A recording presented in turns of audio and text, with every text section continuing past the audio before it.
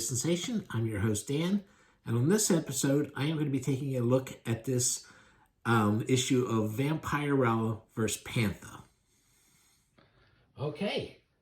So, as some people might have noticed in some of my other videos, I have some of the books that Dynamite has put out, which is about artwork about Vampirella, about Spanish artists, and this, that, and every other thing. And so I asked, did anybody know if any of the Vampirella books or any of Dynamite's actual comics were worth reading? Because the few I'd seen were just kind of so-so and weren't really worth, and like I said, I don't usually see them in comic shops for me to flip through and see and look at a lot of them.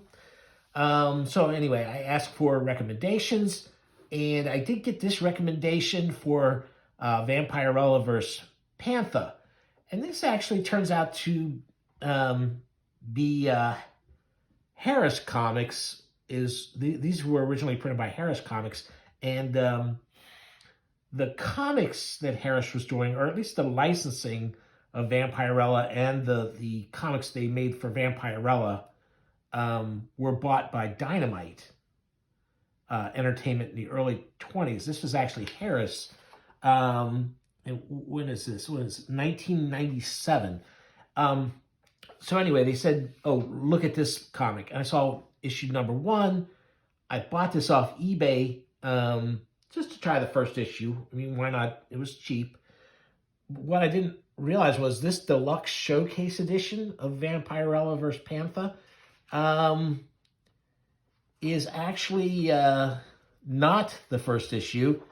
It's the first couple of pages of the issue, and then there's an interview with the artist, very talented artist, good stuff there. That's one side of this very slim comic, and then you flip the book over, the other half of it is Vampirella Bloodlust, and Jusko, who I covered an issue of Illustrators magazine that had a big article on Jusko in it. And Jusko's a guy who, I really think he's good, and he's done some illustrations I've really liked, but I don't really follow him or anything. But anyway, so half of it's about the comic that somebody recommended to me. The other half is this. This is kind of fun, though. This big landscape, and then this Vampirella and this guy is kind of like heavy metal barbarian or something, and these wild looking monsters here. I think it's fun. If I found it really cheap, I'd probably buy it, but I'm not gonna go looking out for it. And there's Joe Jusko, a little article on him before it flips over to the other side. So anyway, I should have done a little research before I bought it, but what are you going to do? So then I saw that this graphic novel was, I found a cheap version of this graphic novel, which includes all 5 issues of this mini-series about Vampirella and Pantha.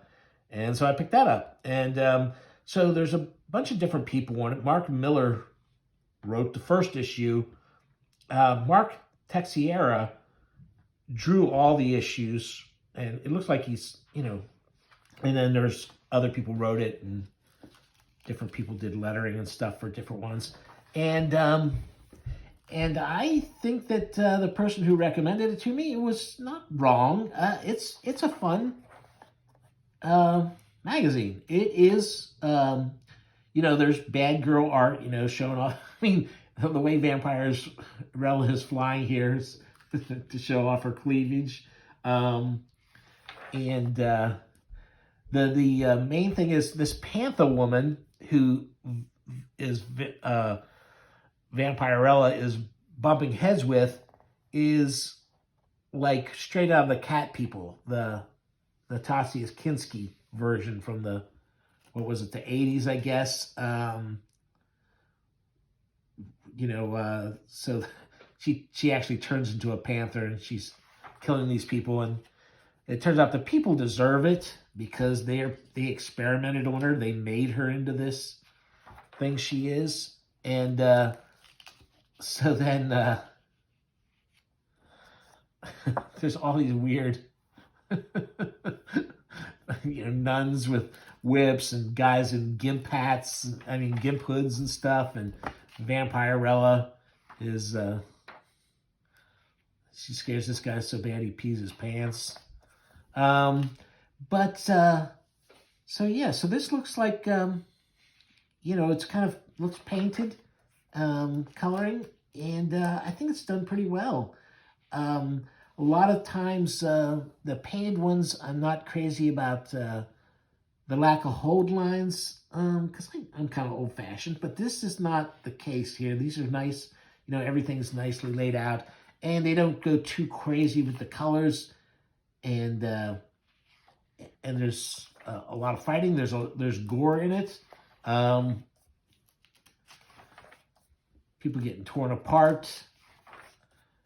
So that's the first issue. Like I said, Mark Miller, and then they meet up a couple times. I guess Pantha had her own series at some point or something. I don't know, but alligators in the sewer that she's controlling there.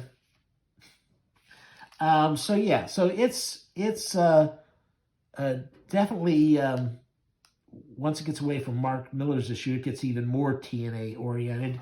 So you got to kind of be into that, and but they're going to get to kill Nazis. So what's not to love?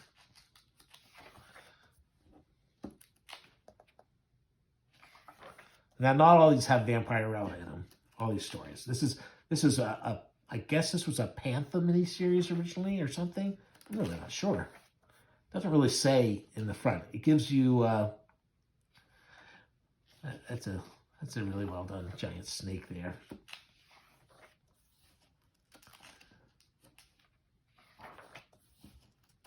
So anyway, I'm not going to flip through the whole thing. I just thought somebody said, "Hey, you might like this." I got it. I haven't read the whole thing yet, but I think you're not wrong. I do like this artwork. And so there is at least one Vampirella. Now, here's the thing is, I was asking about Dynamite.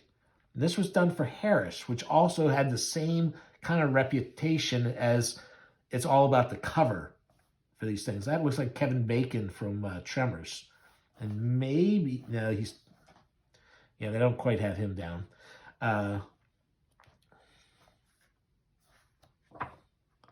So there.